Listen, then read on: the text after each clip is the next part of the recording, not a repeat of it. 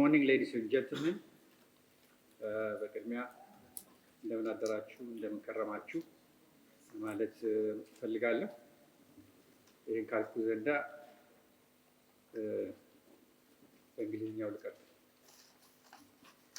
I'm delighted to stand on this podium again at this annual conference on a theme, the academic profession and research excellence in Africa, and be part of the indefatigable team which continues to advance higher education, research, and dialogue in Ethiopia and Africa and beyond. It's both humbling and honoring to be part of this endeavor, which has been going on for now, over 2 decades.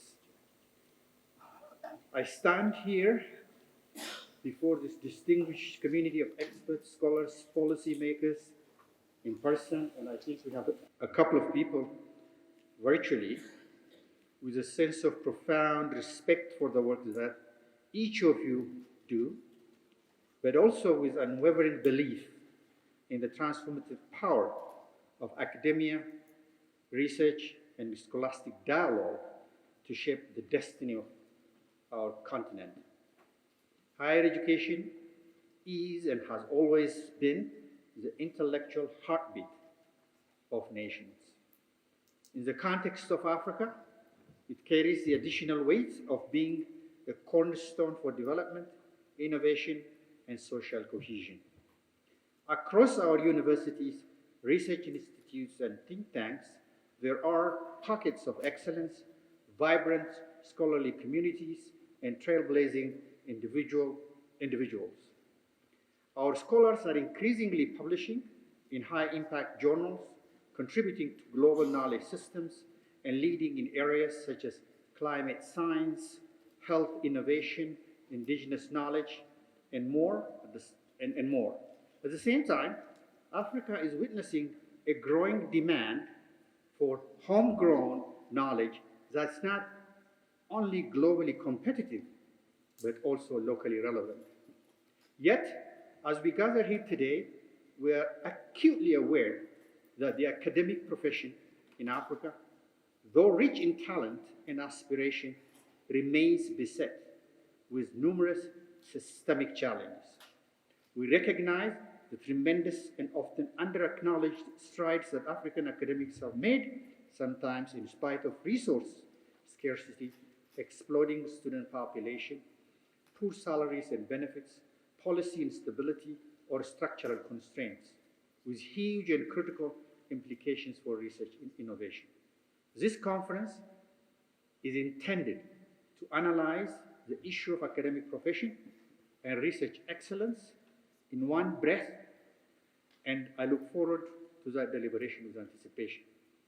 I have been tasked to serve as a master of ceremony of this session, so I retreat to this role without further indulging on the matter, but will do so in one of the panels later today. As traditions go, we will kick off with a welcome address, and we start with Dr. Wenderson Tamrat, Associate Professor and President of St. Mary's University here in Ethiopia, who is the brain behind the establishment of this conference, and more so, sustained it for such a long period of time. I don't think I need to introduce Dr. Wenderson more than I just said. With that brief note, I welcome Dr. Wenderson.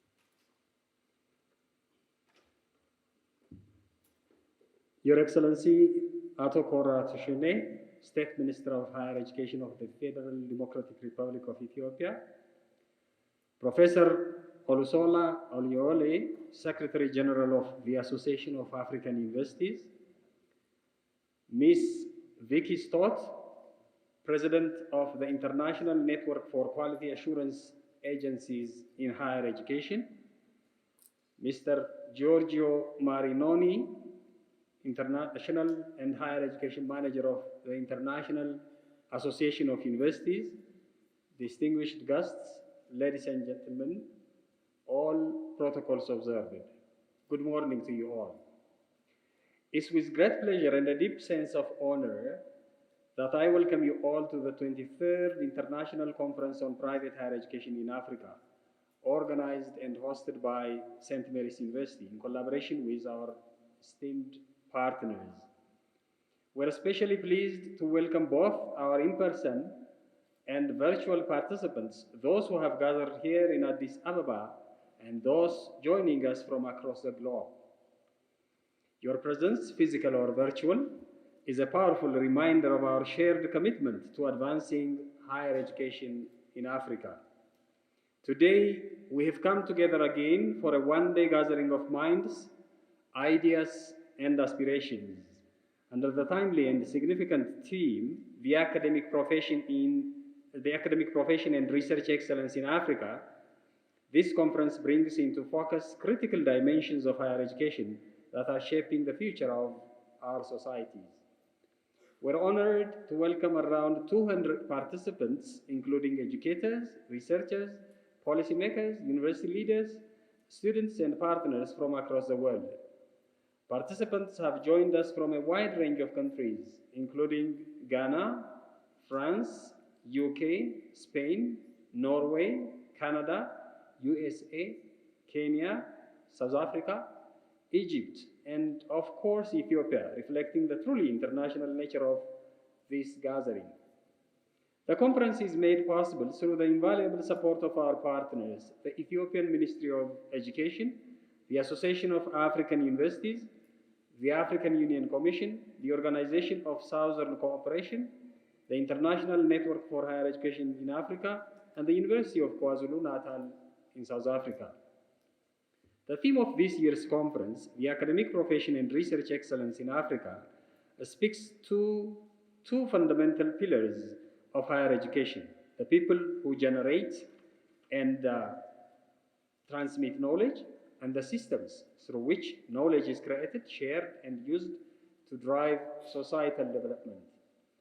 The first sub-theme, the academic profession in times of change, invites us to critically assess how academic roles are evolving. It calls us to reflect on how we develop and sustain strong academic programs, foster academic mobility and scholarly exchange, and balance global engagement with local responsibility.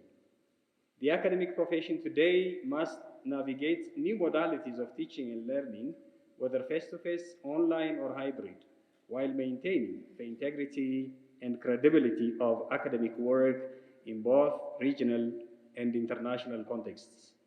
Our second sub-theme, Research for Development and Impact, emphasizes the indispensable role of research in addressing Africa's complex and urgent development challenges. As universities are increasingly recognized as engines of innovation, it's vital that research agendas are aligned with local realities and that research outcomes lead to meaningful societal and economic transformation. It's only through strategic investment in research and societal impact that our institutions can truly fulfill their development mandates. We are deeply honored by the presence of His Excellency Atokora Tushune, State Minister of Higher Education, who has graciously agreed to open this important event despite his tight schedule. We thank him and his ministry for their unwavering support to our continued and collaborative efforts. Our sincere gratitude also goes to Professor Olusela Oyewole for his enduring leadership in promoting African higher education and fostering institutional collaboration across the continent. We extend our heartfelt thanks to our keynote speakers for setting the stage for today's discussions, to the paper presenters for sharing their insights and findings, to the chairs for guiding the sessions, and to every participant here, both in the room and online, for contributing to what promises to be a rich and meaningful dialogue. As we begin our day of deliberations, I encourage all of us to engage fully, to think deeply, and to connect meaningfully. Let's all use this opportunity to reflect, learn, and forge new collaborations that will strengthen the academic profession and enhance the contribution of research to Africa's development. Once again, welcome to the 23rd International Conference on Private Higher Education in Africa. I I wish you all a productive and inspiring day ahead. Thank you very much. Our next person who's going to do a welcoming remark is Professor Olusua Oyewole. He is an accomplished executive and change agent with more than 35 years of higher education, committed to excellence, creating and facilitating innovative programs, engaging educational initiatives, and progressive professional development. He is a professor of food science and technology, food microbiology and biotech technology, and a past Vice Chancellor of the Federal University of Agriculture, Abutaka, from 2012 through 2017.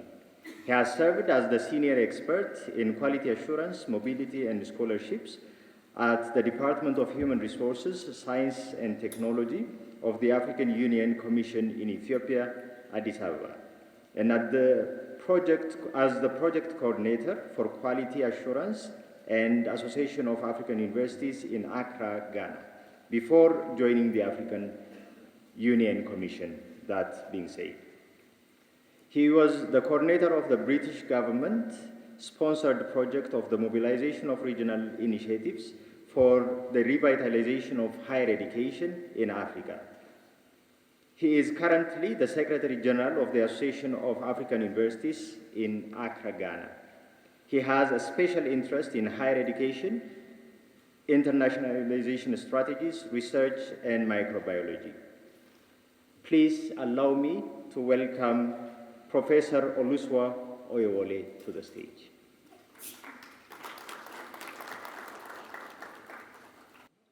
Ladies and gentlemen, across Africa, we are witnessing a transformation in the very fabrics of academic life. How are we supporting our academics to thrive in this era of change? Are we empowering them with the resources, autonomy, and recognition they need to produce knowledge that matters?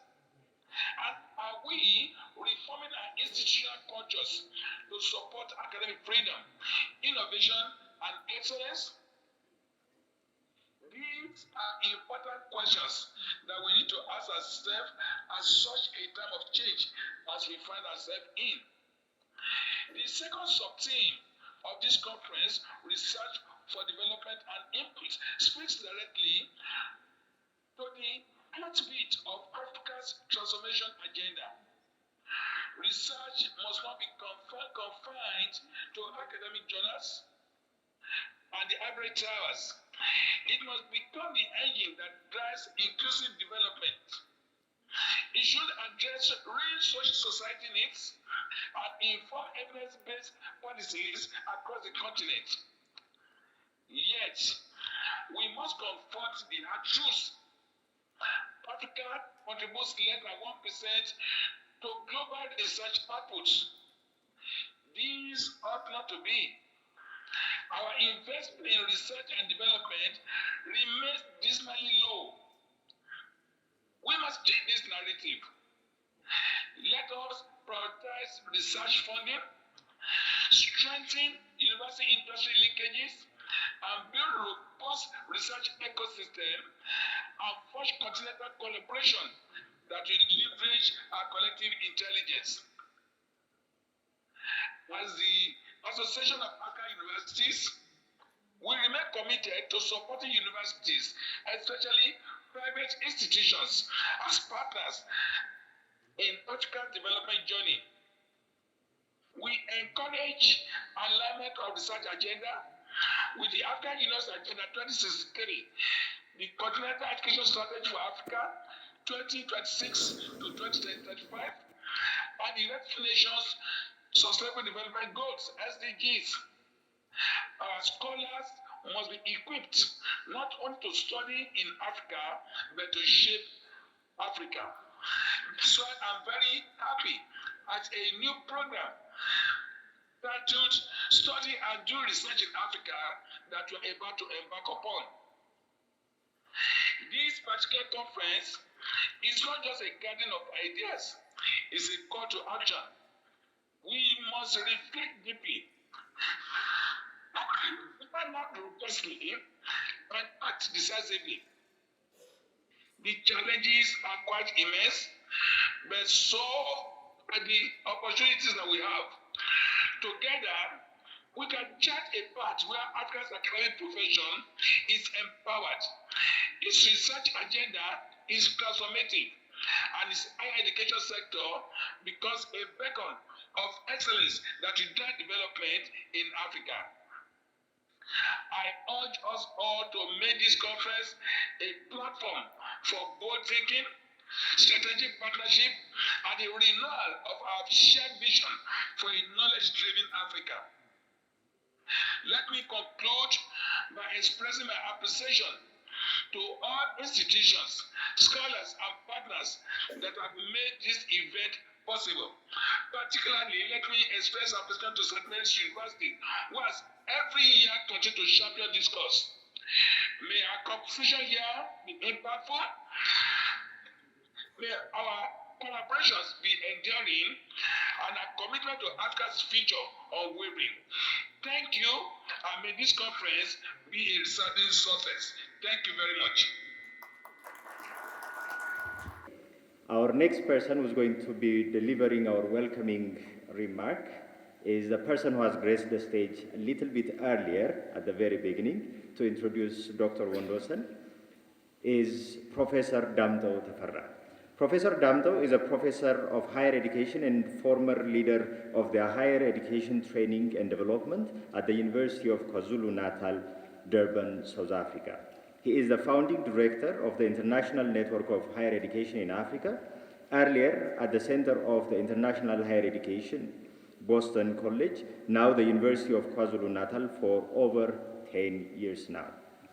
Professor Damto was the former director of the Africa and the Middle East of the Ford Foundation International Fellowship Program in New York.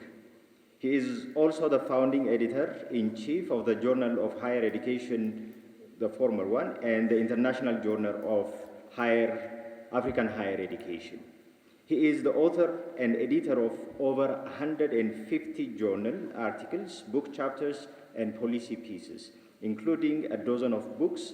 Of these, 2 award-winning ones, African Higher Education, an international reference of handbook. This is one of the things that he does. He cuts me off whenever I do the introduction. Please allow me to welcome Professor Damto to the stage. Let's get on with it. Okay, I'm back to the podium. It's my honor and privilege to introduce Edward Makume. He is Science and Technology, African Union Commission. This would be actually a great opportunity to meet Edward. I've been working with the African Union Commission for a long time. Didn't get a chance to meet him. So welcome, Edward. Thank you very much for the introduction. Excellencies, State Minister of Education, distinguished guests, esteemed scholars and researchers, ladies and gentlemen, it is my great honor and privilege to welcome you to this pivotal gathering as we deliberate on the academic profession and research excellence in Africa. At a time when global knowledge economies are advancing at an unprecedented pace, Africa must position itself not just as a participant, but as a leader in research and innovation. Today, the world's leading economies recognize that research and development is the engine of progress. Consider this: the United States invests over $700 billion annually in research and development.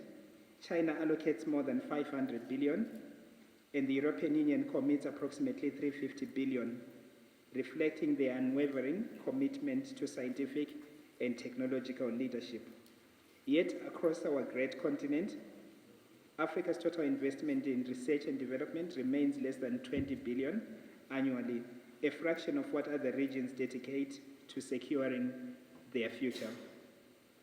While some countries like South Africa, Kenya, and Nigeria are making commendable efforts, our collective expenditure still falls below the global average of 1.7% of the GDP, with many African nations investing less than 0.5% of GDP in their research and development. This gap is not just a statistic, it represents missed opportunities for innovation, development, and self-reliance. For Africa to compete and thrive, we must urgently prioritize and scale up investments in research, ensuring that our academic and research ecosystems are robust, well-funded, and aligned with continental and global development agendas. Our discussions today are framed by two critical sub-themes. First, the academic profession in times of change challenges us to reflect on how African academia must evolve amid digital transformation, demographic shifts, and the demand for skills that drive innovation. Our educators and researchers are the custodians of knowledge, yet they must also be agile, responsive, and empowered to meet the needs of a rapidly changing world. The next welcoming address is coming from UNESCO.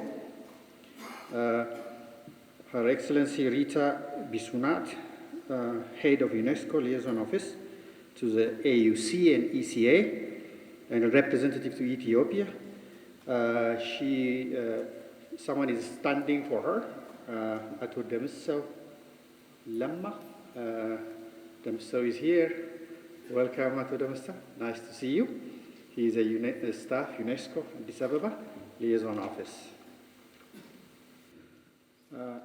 Excellency Ato Korra, State Minister of Federal Ministry of Education, Mr. Edward, AAC Representative, Dr. Ondosan Tamrat, St. Mary University President, professors, researchers, representative of institutions, community of the university who organized this conference, ladies and gentlemen. I am here on behalf of Dr. Rita, Director of UNESCO Liaison Office in Addis Ababa, because of her engagement in another urgent matter. I am honored to speak at the 23rd International Conference on Private Higher Education in Africa, organized by St. Mary University, on the theme of the academic profession and research excellence in Africa. I appreciate the opportunity to give a keynote speech representing UNESCO as one of the key organizations in the United Nations family working on the education sector, including higher education. UNESCO is the only United Nations agency with a mandate in higher education and works with countries to ensure high-quality higher education opportunities are available to everyone, and very much concerned on support international mobility in higher education. One of the regional conventions that UNESCO is promoting in higher education is Addis Convention, adopted in 12 December 2014 in Addis Ababa, that focus recognition of studies, certificates, diplomas, degrees, and other academic qualifications concerning higher education. Now, it would just be my distinguished honor, privilege to introduce His Excellency Ato Korra, the State Minister for Higher Education in Ethiopia. We're going to put up his bio up there.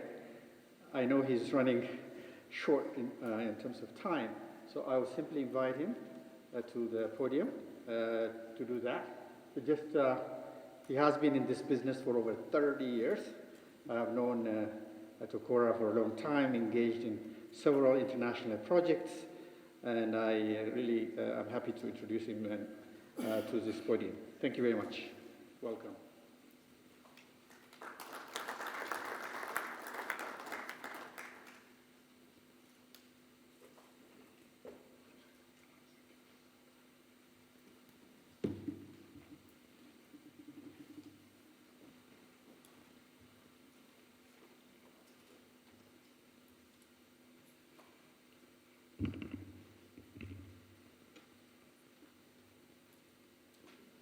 Thank you, Professor Damto, for that kind introduction.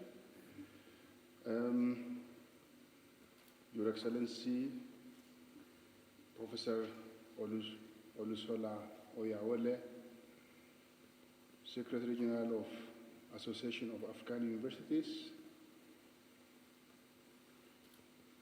Professor Vicky Stott, President of International Network of Quality Assurance Agencies in Higher Education, Your Excellency, Dr. Wondosen Tamarath, President of St. Mary's University, Your Excellency Giorgio Marnoni, International Manager of International Association of Universities, Professor Damto Tafarra, Founding Director, International Network of Higher Education in Africa, Professor Saidu Odugu, Director of Education, Science and Technology at African Union, representative of Dr. Rita Bisotti, Head of UNESCO Liaison Office in Addis Ababa to the African Union and the ECA, distinguished guests, dear academics, ladies and gentlemen. Good morning. On behalf of the Ministry of Education of the Federal Democratic Republic of Ethiopia, I would like to express the honor and pleasure of taking part in this important conference and delivering these opening remarks on the 23rd International Conference on Private Higher Education in Africa under the theme, The Academic Profession and Research Excellence in Africa. Research as a scholarly endeavor and as valorization of research outputs hold a key to future of Ethiopia. Ethiopia that aspires to be the beacon of prosperity in Africa, driven by knowledge and technology in its pursuit of sustainable development, and committed to transformational research and innovation that positively impact the well-being and dignity of its citizens and the humanity. Currently, research conducted in our higher education institutions leave a lot to be desired in advancing these aspirations of the country. Few research go beyond thesis manuscript, journal publications, and shelves of our offices and libraries. Their impact rarely go beyond the reputation and the promotion of the team involved in the research. This research seldom starts from the problem or demand, do not involve stakeholders early in the process, and has no long-term and sustainable perspectives.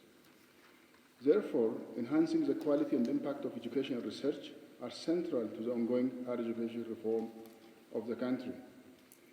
Majority of the reform initiatives, including the review of curricula and delivery methods, the overhauling of student assessment examination system, differentiation of higher education in focus and mission, granting institutional autonomy, the introduction of performance management in public universities, strengthening of governance, leadership, and management capacity of higher education institutions, enhancing higher education data quality, embracing evidence-based higher education policy and practice, fixing the organization and funding of research agenda, and the legislation of university-industry link, integration of digital technology in higher education are all positive steps in the right direction to reorient the research toward societal impact and national development.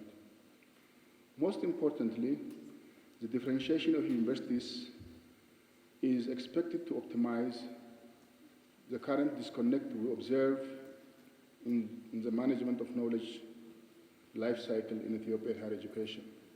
That is knowledge generation, knowledge translation, knowledge application, knowledge updating.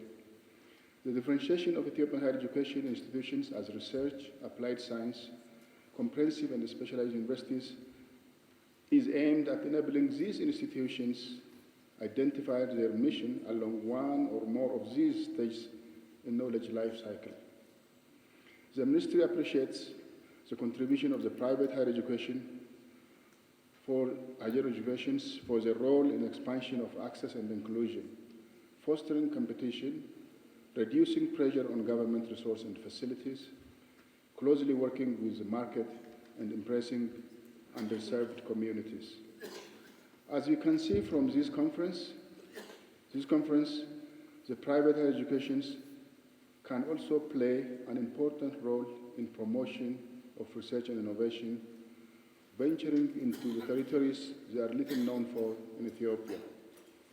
It's our hope that the trend will continue in the future, especially as they continue to partner with other institutions across the country and the continent.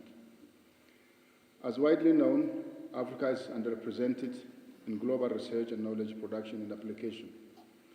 In the same vein, the academic profession, due to various factors, lacks international visibility and others take for granted. Coming to Ethiopia, the policy instruments which have been put in place in the last 5 years have enabled higher education institutions to operate in a competitive basis, on a competition basis. Engagement in research, scientific outputs, and application of research findings are now part of key performance indicators in public higher education institutions. The introduction of national graduate admission test and the integration of graduate education into the institutional research agenda of universities are some of the important initiatives that can improve research performance of the institutions and the country. With respect to the private higher education institutions, the Ministry has issued a number of directives which guide the paths private higher education institutions should take. Among the directives, the one that requires private higher education institutions to re-register by presenting their institutional profile subject to on-site visit by the regulatory body. In addition to fulfilling the minimum requirements set by the Ministry of Education, each private higher education institution is required to meet various standards that would help improve the quality of education they provide. These measures are taken to strengthen the sector and to contribute to the quality of education and research with awareness of the public good nature of education.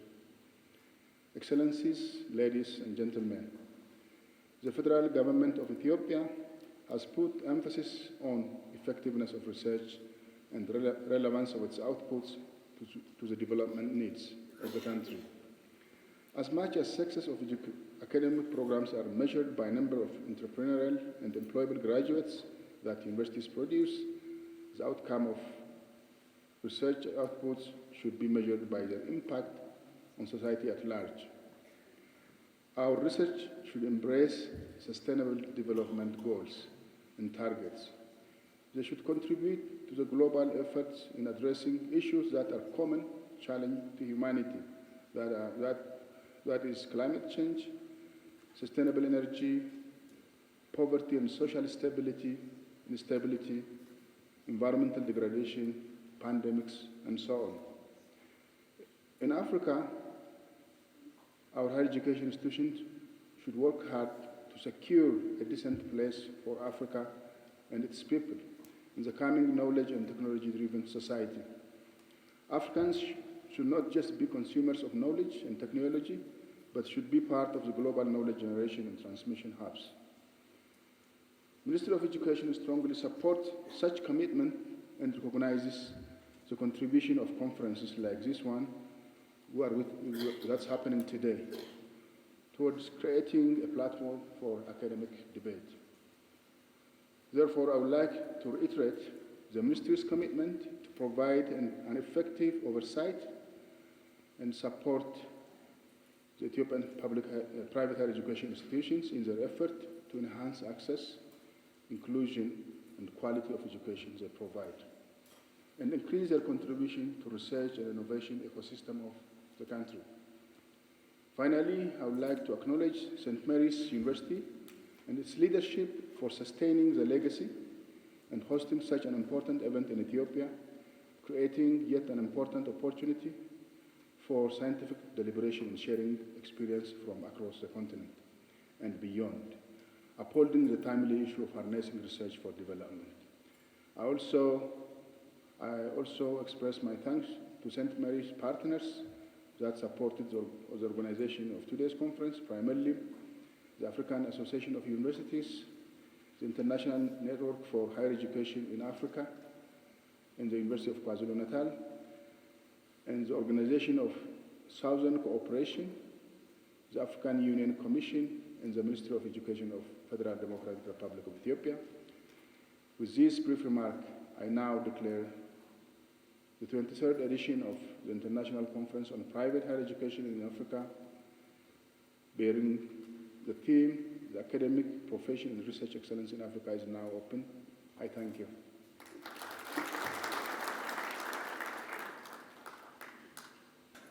The next session that we have at hand is a panel discussion under the title Research for Development and Impact, Synergies, Gaps, and Alignments. To lead the panel, we have Dr. Isabel Zuag. She is a communication researcher, educator, and filmmaker who studies language, media, and digital technologies. As an advocate for digital language justice, Dr. Zuag has proposed evidence-driven policy governance and designed solutions to better support Ethiopian and other African languages, in turn supporting their long-term vitality. She earned a PhD in communication from American University in Washington and carried out her postdoctoral research at Columbia University in the city of New York. Dr. Isabel is a two-time Fulbright Fellow to Ethiopia, where she had conducted research, taught courses, and studied at the Addis Ababa University. Dr. Isabel is currently the Chief of Selection, Knowledge Development, and Democratization of the Department of Research, Evaluation, and Foresight at the Organization of Southern Cooperation.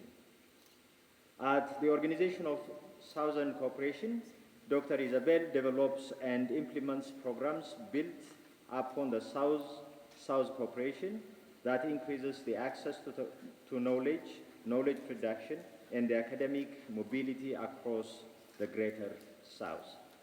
With this, please give your hands to Dr. Isabel Zua.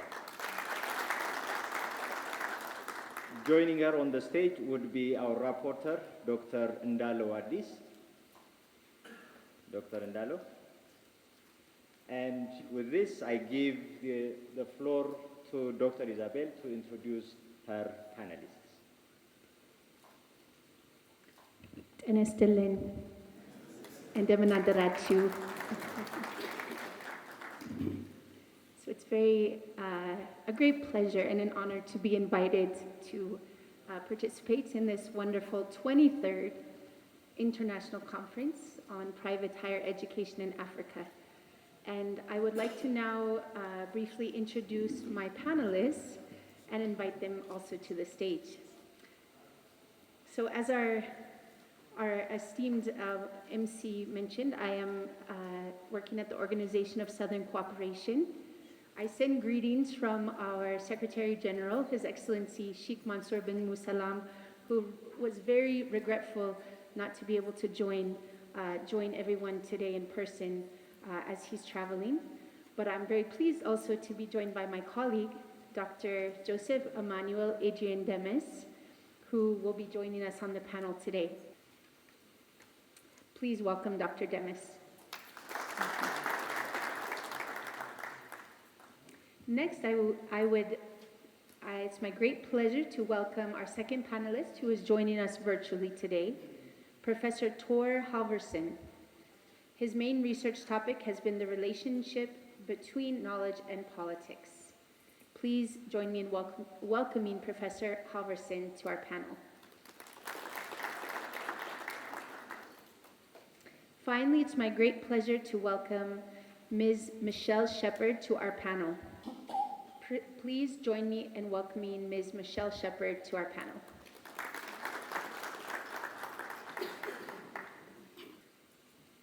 Of course, in our panel today, we are discussing research for development and impact, the synergies, the gaps, and the alignments. So I would like to ask Dr. Demis, you'll be my first to respond, and then we will go to Professor Halverson and Ms. Shepard with the same question. So Dr. Demis, how do you view the alignments between university research and development? And how do you describe synergies between research and development in today's global, regional, and local context? Thank you for inviting me to this panel, and thank you all for your attendance. Thank you, Dr. Isabel, for asking me these very difficult questions. And one of the key aspects for this synergy and this integration is to work on what at OSC we call a knowledge-powered societies. And one of the key aspects of a knowledge-powered society and the role of universities to reach a knowledge-powered societies is actually to move the universities beyond the university campuses and university wall to the community. That's a key aspect to reach that synergy, and also to focus on key societal challenges. And at OSC, we work mainly on transdisciplinary research. So when we talk about transdisciplinary research, it's different disciplines coming together, and we go beyond the disciplines to develop a new epistemology that contribute to solve societal challenges. And also the collaboration between academic and non-academic. This is a key aspect of the vision of OSC in working in transdisciplinary research, where academic and non-academic knowledge holders come together to create synergies for solving complex societal problems. And imagine a research system where university professors are working with decision makers, civil society organizations, traditional knowledge holders in the community to build a new epistemology to address key societal challenges and to share knowledge and practices that will address the main problems and priorities of our societies. This is very important also to put emphasis on knowledge democratization and access to research, and focus on open access that will allow our society to really powered by knowledge. And one of the key problems actually is the access to knowledge. And at OSC, and Dr. Isabel is working particularly, is leading that project to develop an open access platform. We call that GRACIS, Greater South Information System, that she's like the mother of this project. And our Excellency Sheikh Mansour bin Salam is pushing for an open access that will really allow the Greater South as a whole to come together and facilitate access to knowledge, and also indigenous knowledge, local knowledge. That's very important. And so what is unique about this platform will be to allow access to not only academic knowledge, but also indigenous knowledge. And also to facilitate mobility also, because traditionally we see research and development as the North helping the South to move and solve their problems, but it can be South-South cooperation. And as our Excellency like to say it, we need to build bridge among our countries in the Greater South, and also share knowledge, experience in the Greater South. And we focus on a program that's under the leadership of Dr. Isabella as well. We call it FRERE, that stand up. It's a kind of mobility, academic and student mobility across the Greater South. So OSC is working in Latin America and the Caribbean, Africa, Asia, and Middle East. And imagine a system where we have our students in the Greater South moving from Ethiopia to Latin America, Caribbean to share experience, to learn from a university there and come back to their setting. Imagine a mobility system where you can have cultural exchanges among the countries of the Greater South and also collaboration among academic and students to solve community problem and involve also the community in defining and shaping the research agenda and solving practical problems. This is a very, I think the mobility will help to create that synergy and also facilitate access to knowledge and also the transdisciplinary vision of it to move outside of the campuses and go to the community and work with the community, civil society, decision makers, so that we can really address the complex societal problems. I don't know if I talk too much, Dr. Isabel. You will stop me, or should I stop, or should I keep moving? Let me stop a little bit so that the other panelists also can contribute and I can come back later. Thank you for your tough questions. Thank you, Dr. Demis. Much appreciated. So let me now turn to Professor Halverson with the same question. Professor Halverson, I see you online. Welcome. I think you're muted. I'm not muted. Now we can hear you. Maybe it was on our side. Apologies. So Okay. let me turn to you with the same question. How do you view the alignment between university research and development? How would you describe synergies between research and development in today's global, regional, and local context? Okay, first of all, thank you for inviting me, a voice from the north and from the left. And thank you for asking this very easy question. It will take hours to discuss it, so I will give a short start here. Africa, as you know, as you saw by bio, I'm concerned about the SDGs and the social and the global challenges. And I'm also concerned about the local knowledge that has been so much repressed in Africa over the years. And my argument is that if we are to meet the global challenges, we have to develop the local knowledge in Africa in a way that supports the eco-social development model. If we don't move towards an eco-social development model, the world will go down, and the first people to be hit are mostly people in Africa.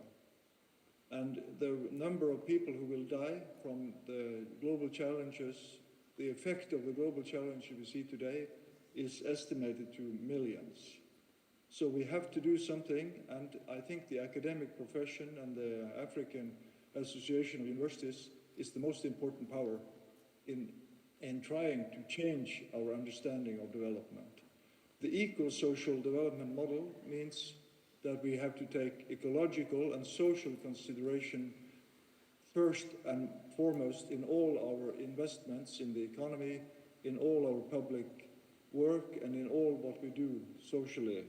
And I think Africa has a lot of knowledge which is now not properly developed about how we could industrialize differently, how we could develop social relations differently, how we can distribute values in a way that makes people life easier, that creates more fairness and justice. And I think that the academic profession should be the first and the foremost voice in this process. And I'm not saying this because I'm a person talking of all the bad things that happens in the world, but because it's absolutely necessary that we now change from the industrializing model of the West to an industrializing model that creates environmental sustainability and human sustainability in the meaning distribution of resources. Hi, can you hear me? Yes, we can. Welcome. Thank you so much for joining us. Would you like me Thank to you very repeat? Would you like me to repeat the question, or you're clear? No, I have the question. Perfect. Thank you very much for inviting me. I do feel like a little bit of an imposter, as my majority of my work life has been about marketing and using research to implement products and protocols and initiatives. But I did look at the question and felt that there were several elements of it that were quite interesting to me. The second half of the question was my favourite part. What I'm seeing, I'm actually doing a little bit of education on AI at the moment. So much of my thinking is evolving around AI and the SDGs as well. Thank you, Tor, for bringing that up. But what I'm seeing with the advent of technology and AI is that the world is working at a breakneck speed. I mean, we're talking about solutions being tested and delivered at speeds we've never seen before. So we're going to be struggling a little bit on how to keep up with this pace, how our development needs to, and our goals need to keep up with this evolution, and how we bring our minimum standards within Africa to enable us to move with this revolution. And I mean that in the way that, in Ethiopia, for example, quite a good representation of Africa, that only 17% of the population have access to internet, and only 6.5% have access to or are active on social media. Yet these are massive, massive goals and ways of life in the rest of the world. So when we're looking at research, I think we need to evolve a little bit. I think that traditional methods give us some useful signals, but perhaps things that we've been doing in marketing for a while might actually help us evolve. So maybe in-market testing, live testing, just to speed things up. So if we then combine that with some of this AI, and I know and acknowledge that there are biases in the AI and we have to be cautious, I'm just a little bit anxious that we, in our effort to be cautious, we might miss the boat. But if we were to combine existing solutions, traditional solutions that give us useful signals, and then bring in the new approaches, maybe marketing is this live testing, which I'll be able to talk about a little bit more, and then combine that with AI for the analysis, then maybe we can shift from survey and describe to what we call test, listen, learn, and evolve, and could revolutionize how we develop our initiatives.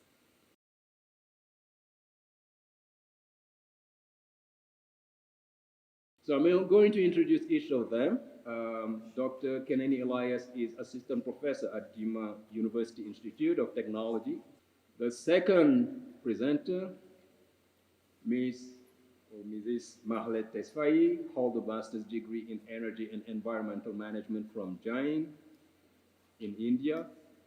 She has a bachelor degree in Chemical Engineering from Bahir Dar University here in Ethiopia. She's currently serving as senior expert at the Ministry of Innovation and Technology in Ethiopia. She held various roles, including indigenous technology, support and follow-up expert.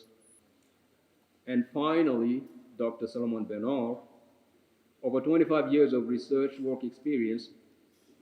He's in agriculture and higher education sector. Currently, he's working as program coordinator at AGRA. AGRA stands for Alliance for Green Revolution in Africa, and with main roles in overseeing AGRA-funded agricultural flagship programs.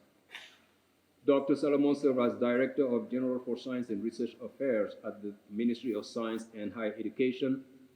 He's Associate Professor of Plant Biotechnology at Addis Ababa University. He also holds a PhD in plant molecular genetics at Kassel University in Germany. So please welcome our presenters.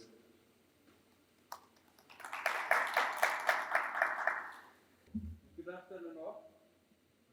It's a pleasure to be here, and I'm happy to present to you the recent a topic on the recent retractions in academic publishing, and I think this is the right forum to share the information so that we be very curious in publishing and disseminating our research results.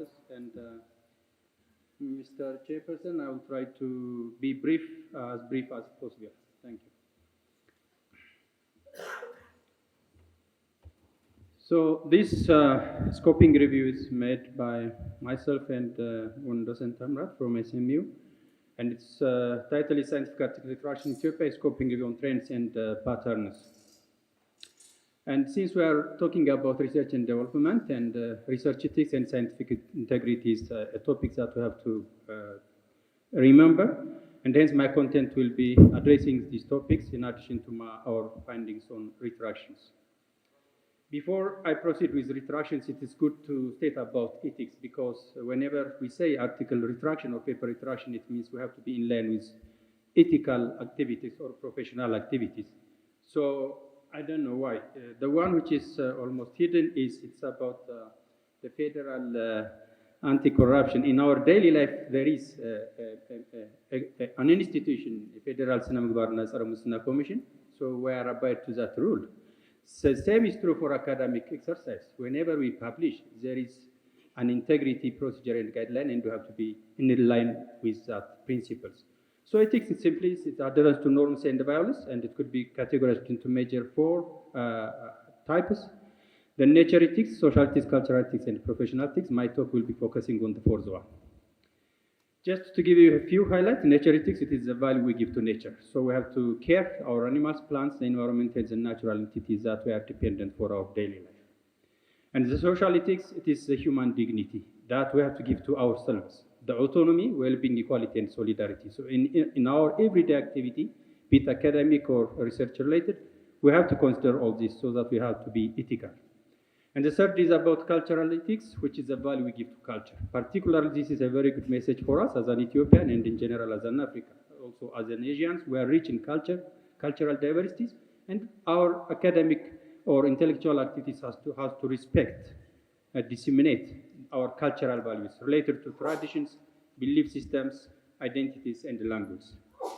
The last one, which is related to my presentation, is professional ethics, the respect that we have to give to intellectual property right, how we have to publish responsibly, and how we have to mentor our students, of course, responsibly. And finally, we have to respect our national and international laws while doing our academic activities. If not, meaning we will be unethical, and unethical exercise or academic exercise will lead to scientific misconduct.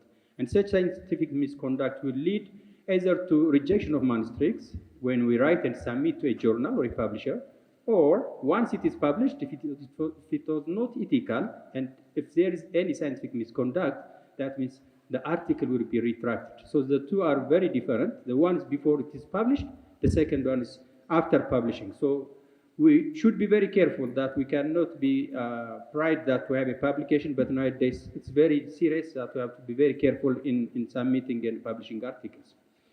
Of course, retraction could be due to genuine errors, which is self-retractions, when we declare to the editor, and hence when it is retracted from that journal, online or offline. And the second one is the one which is related to my topic. It's possible. Okay.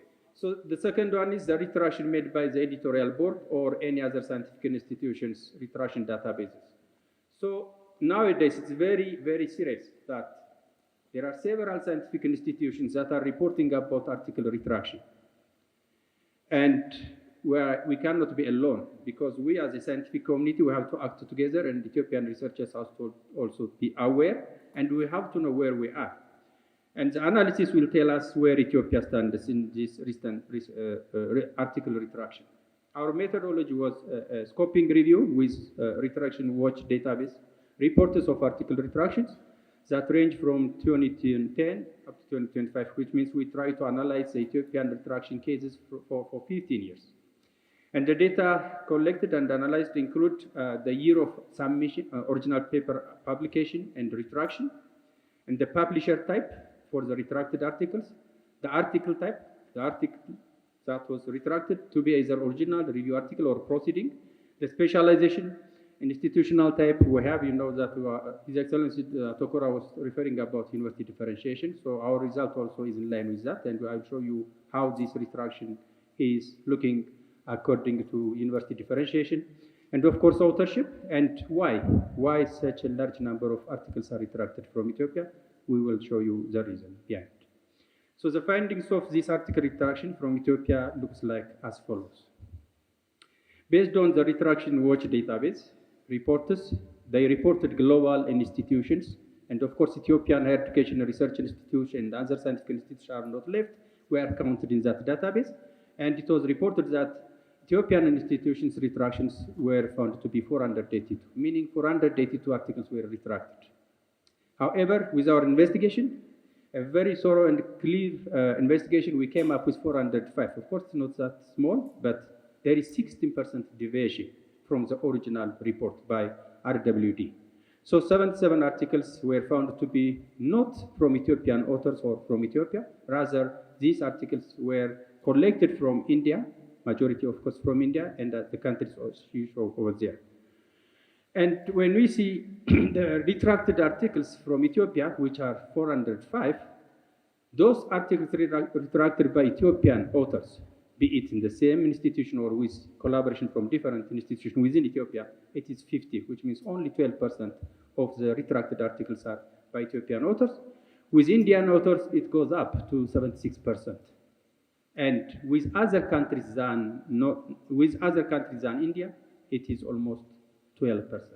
So you could see the proportion of the retracted articles from Ethiopia, the majority is with publication with Indian authors. And you can associate this also how we were using experts in our different universities. Of course, the contribution too much, but the impact is also frustrating.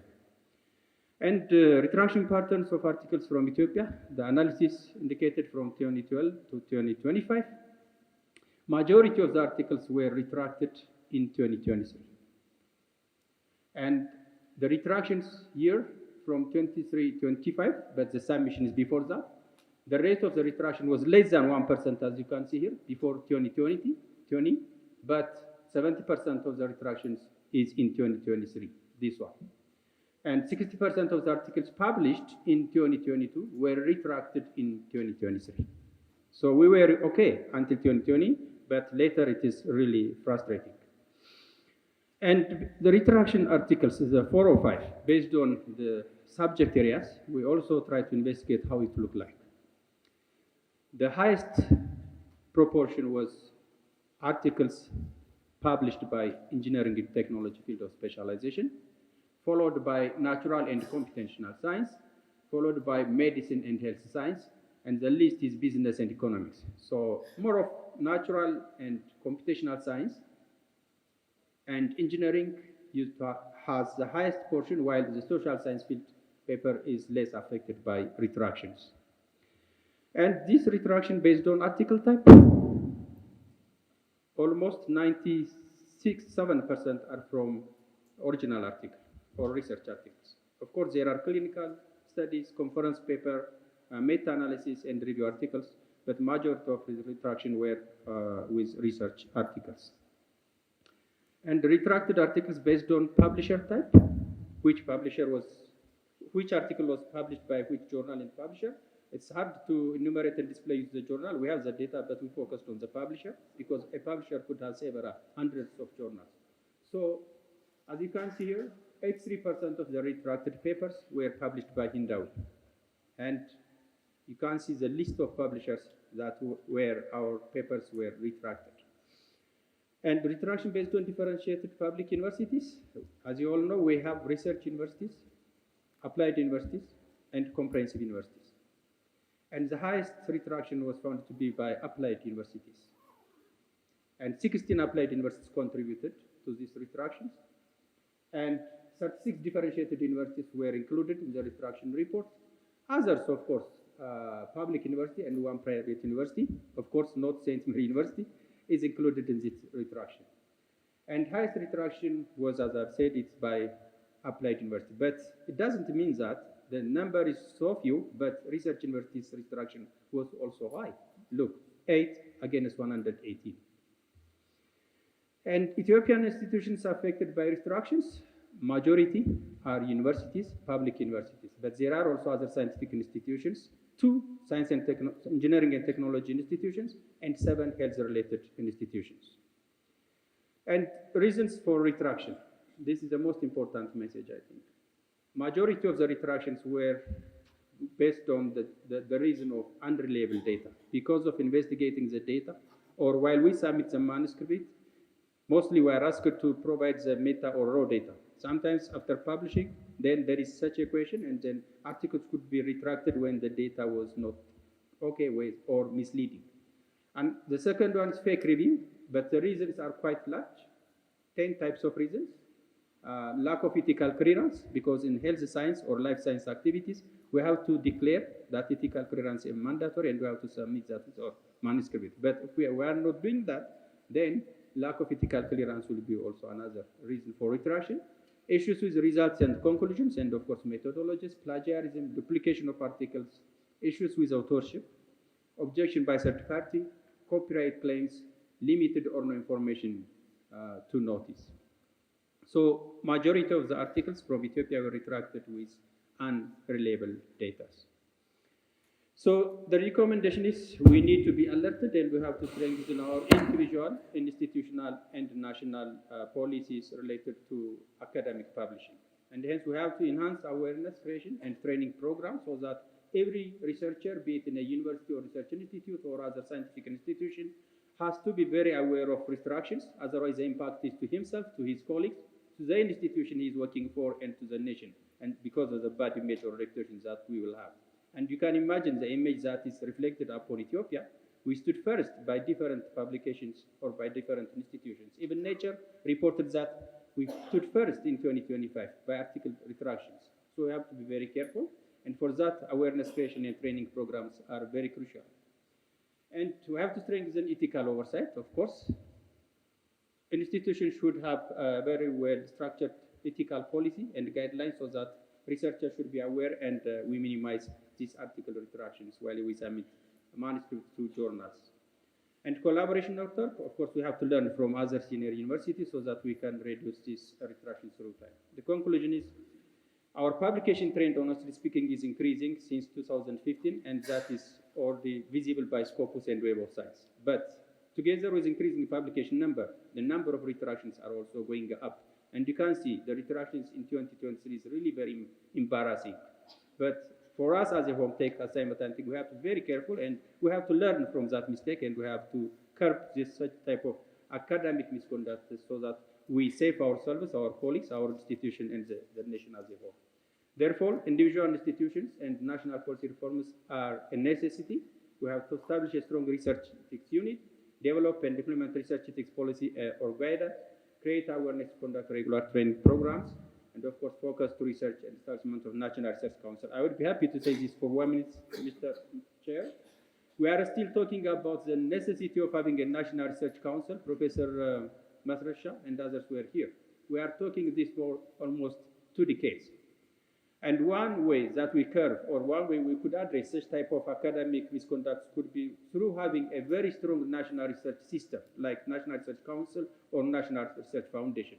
We are still asking, and we need to join hands together so that we should have a very independent and national research organization where we could maintain our quality of research, where we collaborate among ourselves, we generate resource, because we heard this morning the difficulty of North-South and South-South collaborations. To address such type of gaps, establishing a National Research Council or foundation is very crucial.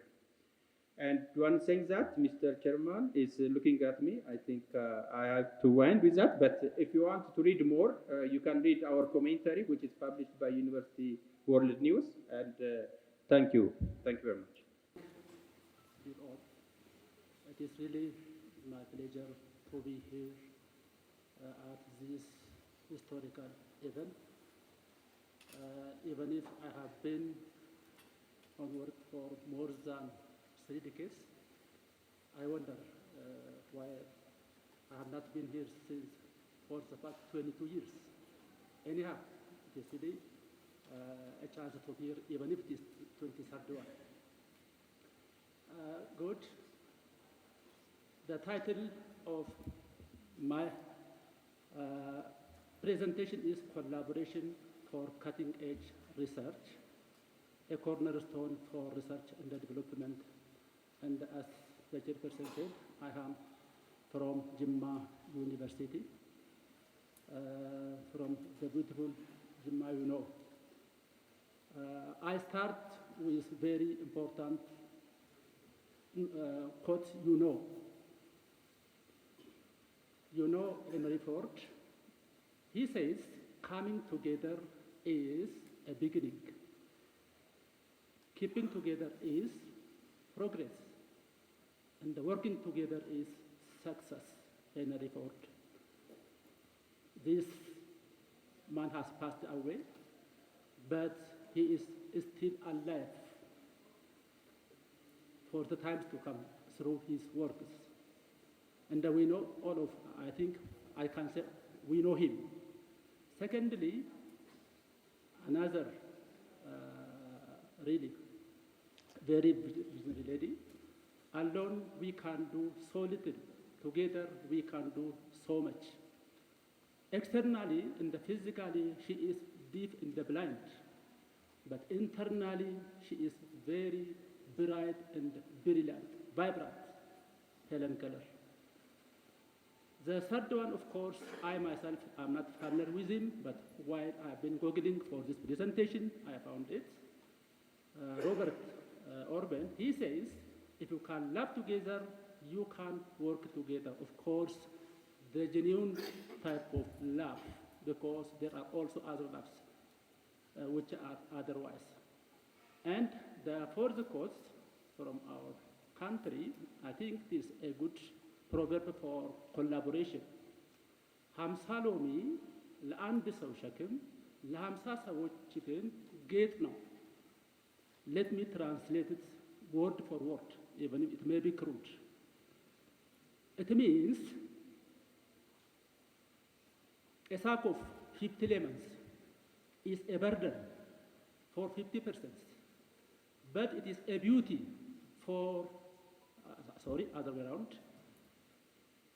A sack of 50 lemons is a burden for a single person, but it is a beauty for 50 persons. I think this is a good quote for collaboration. So, an introduction. As nations are growing, it's clear that we face different challenges and complex inconsistence of economic growth, shortage of food and water, formation of overcrowded cities, high effort to manage resources, and someone believed beyond these many statutes. So that these complex challenges of outcome resource sharing, initiated resource sharing, creativity, productivity, knowledge and technology sharing, inclusive growth, collaboration across sectors, formation of adaptive governance and system. In general, it forms cooperation of countries. These SDG goals are adopted on September 2050. It will be achieved by 2030 to have sustainability. The key initiative of this cooperation relies on cultural ties, economic interest, political alliance, geographical proximity, development needs, historical solidarity, and institutional framework. So when we come to our title is South-South Cooperation. The South-South Cooperation is a term historically used by policymakers and academics. It describes exchange of resource, technology, and knowledge between developing countries, also known as countries of the global south. The first initiative of this Afro-Asian or Asian African Conference took place in Bandung, Indonesia from April 18 to 24, 1955. This key cooperation initiative has different inaugurations to strengthen the South-South cooperation. The first one is the 1950. It's named by Bandung Asian Unity. In 1955, the Bandung Conference is anti-colonialism, economic cooperation, peace and security, political cooperation in Indonesia. And the second one is 1960s. There is UNCTAD Conference, Trade and Development, and also Non-Aligned Movement, 1961, Yugoslavia and Geneva. And 2020s, South Summit strengthens political solidarity and other development in Cuba, and also China-Africa cooperation and India collaboration. In 2020, there is OIC, we will come into later slides. For the key initiative of cooperation is to enhance growth, address common challenges, sustainability, and reduce inequality. This cooperation is supported by different United Nations agencies. These are UNDP, UNESCO, and other UN agencies, and financial institutes like ADB, Asian Development Bank, World Bank, and other institutions, and regional organizations like Asian Association of Southeast Asian Nation, AU, and OSCE, and other, and non-governmental organizations like FRC and Gavi. So this collaboration have different challenges. These are uncoordinated efforts, political instability in countries, lack of reliable data and information, educational gap in character, resource management limitation, and dependency of technology of different products. So the second key initiative is technology transfer. Current South-South cooperation have different initiatives. One of them is technology transfer. Is there any technology transfer under South-South cooperation? Yes, there are a lot of technology transfer in different sectors like health, agriculture, manufacturing, textile, and other things. So that's also this technology transfer have different charges. One is technology dependency. It's difficult to quantify the exact statistical data of technology transfer. Outdated technologies are transferred, less knowledge and performance measuring tools, and extent of transfer highly depends on countries' initiative.